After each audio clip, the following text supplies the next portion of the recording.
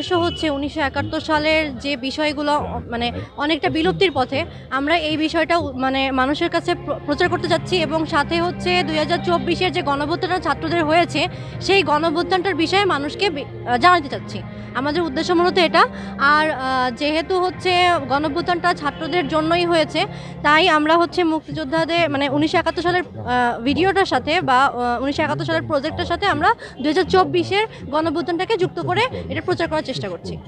পেরে আমরা অত্যন্ত আনন্দিত। আমাদের ছেলেমেয়েরা এই কাজগুলোই শিখছে, মাটি দিয়ে ছবি আঁকা বা বিভিন্ন জিনিস তৈরি করা, যেমন আমাদের মাটির ঘোড়া রয়েছে, ফোক মোটিভে যে কাজগুলো হয়, এবং আমাদের সংস্কৃতিকে আমরা তুলে ধরার চেষ্টা করছি, যেগুলো বিলুপ্ত প্রায় মাটির জিনিস মানুষ ব্যবহার করছে না বললেই চলে।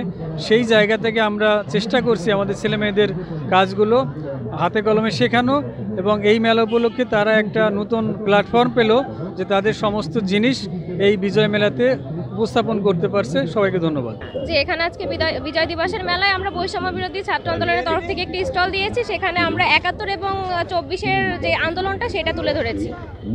স্বাধীনতা আর আমাদের ২৪-এ যে বিজয় অর্জন করেছি, সেই দুটো মিলে আমাদের হচ্ছে গিয়া যে ইগুলো পেয়েছি সেগুলো মিলে আমরা হচ্ছে গিয়া আজকের ১৬ই ডিসেম্বর ২০২৪ আমরা হচ্ছে একটা স্টল দিয়েছি ১৬ই ডিসেম্বরের বিজয় দিবস উপলক্ষে নড়াইল জেলা।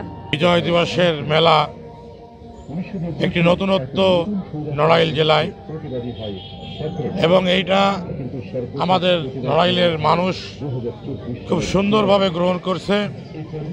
নড়াইলের মানুষ আনন্দের সাথে এই মেলাকে উপভোগ করছে।